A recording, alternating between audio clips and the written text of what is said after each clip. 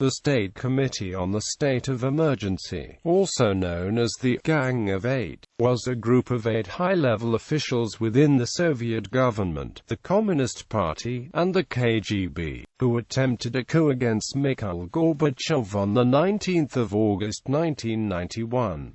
The coup ultimately failed, with the provisional government collapsing by the 22nd of August 1991 and several of the conspirators being prosecuted by the Supreme Court of the Russian Federation. Members.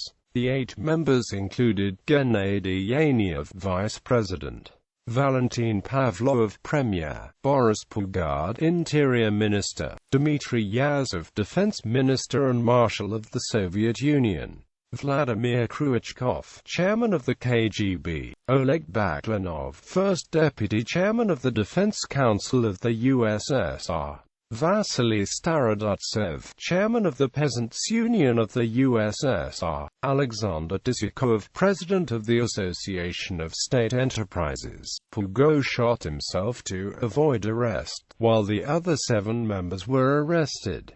Coup d'etat. The 1991 Soviet coup d'etat attempt, occurring between 19 to 21 August 1991, was an attempt by the Gang of Eight to take control of the country from then-President of the Soviet Union, Mikhail Gorbachev. The Gang of Eight were hardline members of the Communist Party who were opposed to Gorbachev's reform program and the new Union Treaty he had negotiated, which dispersed much of the central government's power to the republics. The coup collapsed after only 2 days, and although Gorbachev was restored as president, his authority was irreparably damaged and he became less influential outside of Moscow. The event destabilized the Soviet Union, and many speculate that it played a role in both the demise of the CPSU and the dissolution of the Soviet Union. After the coup failed, the 7 living members of the Gang of Eight were arrested. Court trials. On December 15, 1992, over a year after the attempted coup, the Prosecutor General sent the criminal case against the Gang of Eight to the military collegiate of the Supreme Court of the Russian Federation. Anatoly Yukolov, a deputy chairman of the collegiate, was charged with reviewing the case, and the hearing was scheduled for the 26th of January 1993.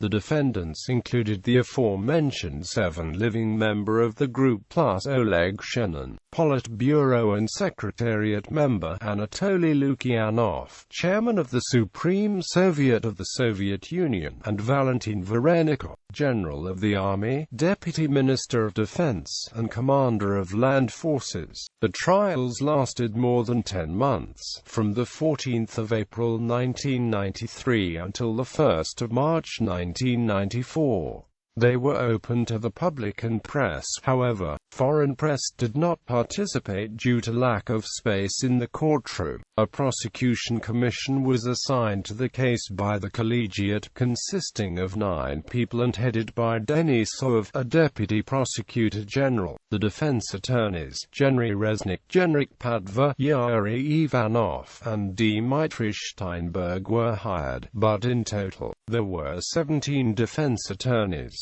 After various delay tactics staged by the defense, the trial began on the 30th of November 1993.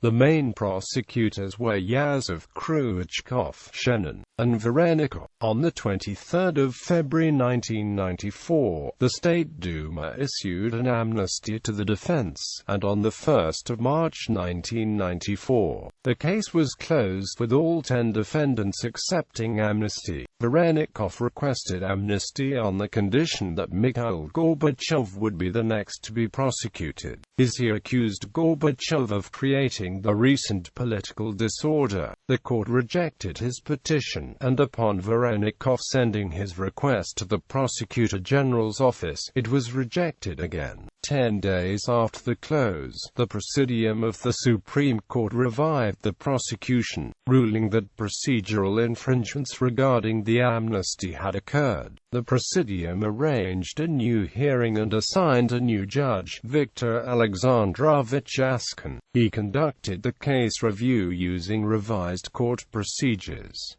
Jaskin offered the defendants amnesty, and all but Varenikov accepted it. Varenikov was acquitted on the argument that he was following the orders of Minister of Defense. Khrushchev, Jazov, Shenin, and Pavlov were named as the main conspirators.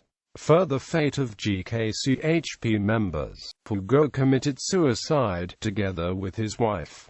However, some sources speculate that he may have been murdered. Jazov spent 18 months in Matrosskaya Tishina, a prison in northern Moscow.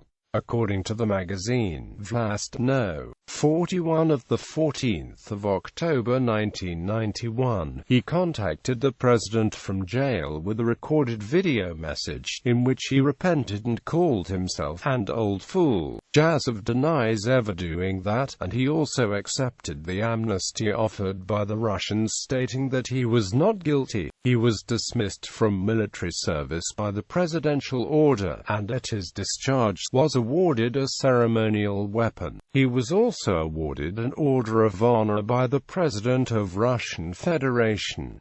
Jazov works as a military advisor at the General Staff Academy. Varenikov spent 18 months in Matrosskaya Tishina, refused to accept the offered amnesty, and was eventually found not guilty to the Russians. Prior to the formation of the Gang of Eight, Varenikov participated in the January events, an attempt to capture the TV station in Vilnius, Lithuania. According to Gorbachev's aide, Anatoly Cherniev, Varenikov personally made the decision to use force against the Lithuanians, without discussion with the president. Varenikov was a people's deputy, starting in 1995 and until his death. In 2008, he publicly stated that the military force used during the 1991 coup attempt was intended for security purposes, including the protection of Yeltsin. Varenikov died in 2009 and was buried in Moscow. Baklanov spent 18 months in Matrosskaya Tishina, and then accepted amnesty in 1994, stating that he was not guilty. He later worked as a director of Rososhemash. Janayev spent 18 months in Matrosskaya Tishina. He later became a chairman of the Department of National History at the Russian International Academy of Tourism. Pavlov had been taken to a hospital during the coup with the diagnosis of hypertension, but on the 29th of August 1991, he was transferred to Matrosskaya Tishina. He accepted amnesty, stating that he was not guilty, and later became the head of the Chazprom Bank. Pavlov resigned from the bank on the 31st of August 1995, and 6 months later the bank was left without license. Afterwards he was an advisor at Promstroy Bank, today known as Bank VTB. Pavlov died in 2003 after a series of heart attacks and was buried in Moscow. Evaluations of Yukolov's interviews. According to VZGLYAD, Anatoly Yukolov, the original person charged with the prosecution of the Gang of Eight, blamed the occurrence of the 1991 coup attempt on Gorbachev, implying that the leader should not have taken a vacation at the time. However, in an interview with Komsomol Pravda, Yukolov also mentioned how the members of GKCHP chose not to follow the letter of law, but rather to take the situation into their own hands.